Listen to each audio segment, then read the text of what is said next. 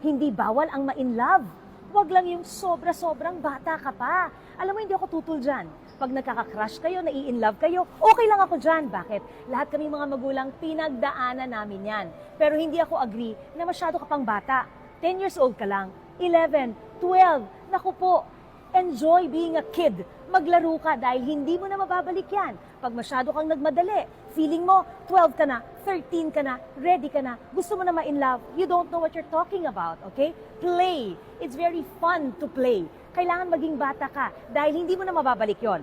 Alam mo ba, pangalawa, pag may masamang nangyari sa'yo, na disgrasya, masyadong maaga pa ang mga responsibilidad. Ikaw mismo baka magkaanak, hindi ka ready doon, hindi mo pa naiintindihan yon. At yan ang rason kung bakit ang mga magulang natin ay nandyan, gusto kayong gabayan.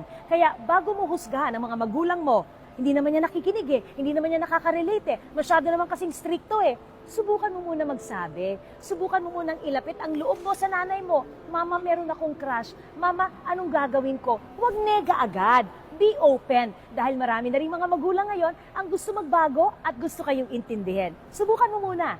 Think about that.